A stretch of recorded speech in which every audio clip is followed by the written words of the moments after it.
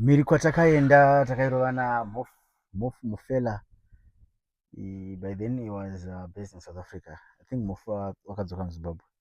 Ndovakaisa magitare, ndovakaisa humming nechorus. Mhiri kwatakaenda ndaida kunyatsokuita nemunhu ari based in diaspora anoziva struggle iriko ari kuirarama. Of course I stayed a year in South Africa. Ndinoziva kurwadza kwokunge usiri kumba. So this poem is dedicated to the diasporians. Saka tisingadyi nguva ngativa.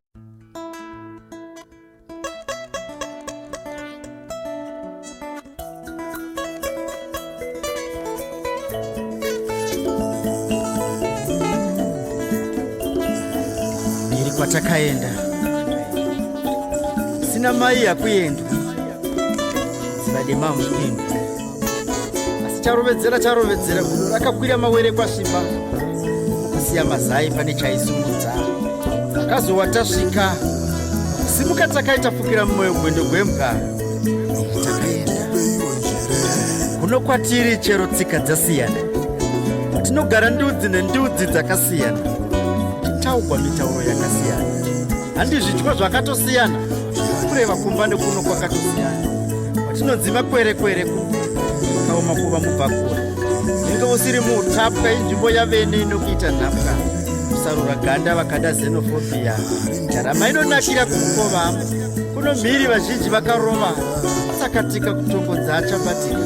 hama zhinji dzakacheregwa tiri kuno vamwe ndivanatumira imari vanoti inonongwa kuno zhinji vakadyirwa mari nehama pana purojekti inofamba usipo nekuti mikudziyo usiku haibereki ndiko mhiri kuno kwatakaenda ekugara chaipo ibasa kuuya wokugara naye murume panotoda kumusha wawakabva naye mukadzi wokuwanira kuno vamwe vanokucherwa naye fanana nevarume kuno kutsvaga utano mugate nesuwa matongo ivhu netsoka nditsike tarovera mhiri kwatakaenda chero tikagara navasi pazviriko zvavati tsike vhiza kushupa mari yendega ichipe usanyeberwa mhiri basa ugere hapana anoti uya ndikupe kwedu tinoremekedza vauyi kwavo chiremerera vatipe kushuzhira mhuri simba rekubira mhiri ndiko kwakatipa tichadya uchi nemukaka medu munyika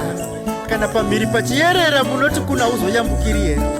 poto yedu pachoto ikanzi yadziya munoti hatizopambiri here uchinzi basa racho ndere kugeza chembere unoti zvoga here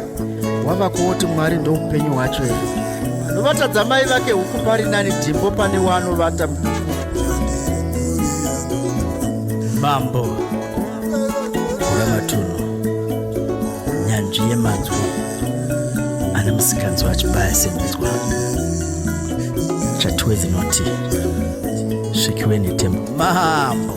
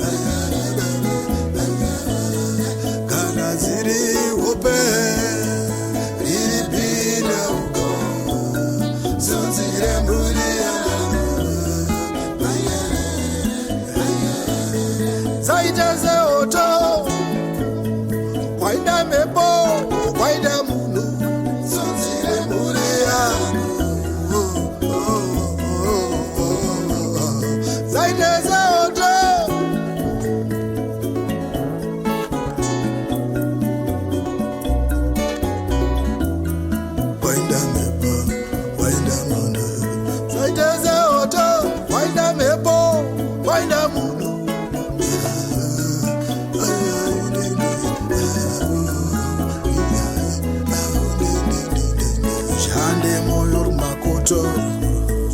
pane kuvhuterwanga kushanda moyo makoto pane kuvhuterwanga shande moyo makoto pane kuvhuterwanga kushanda moyo makoto pane kuvhuterwanga chairo changu chivanzi nyangwe yakavadza mapango kushanda moyo makoto une kuvhuterwanga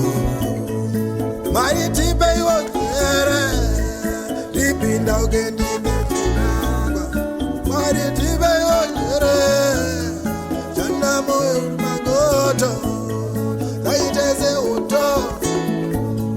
kwainda mhepo kwainda munhu maritipe iwozere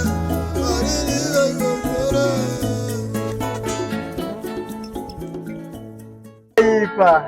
vakaipa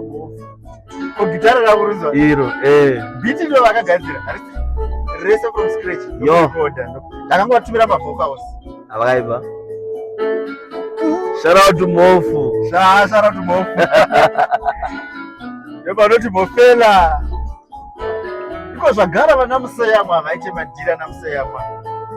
nekuti vatoipiwa pena vanoipemberera seyamwa kugundikana kana vana mukana vanoti hazvibudi vakomana ukanzwa masasa vanosasa vachiwanza munoti havakadimi kalife kana mhofu vana vekwachiwanza rume kudikitira ichi ndo chokwadi chavanovanza vovanzarika kudzadzarika nekutumira ruvengo nhare dzavo kwadzinobayika aiwa mhofu tavapachi dedication aiwa mhofu tatenda iweyo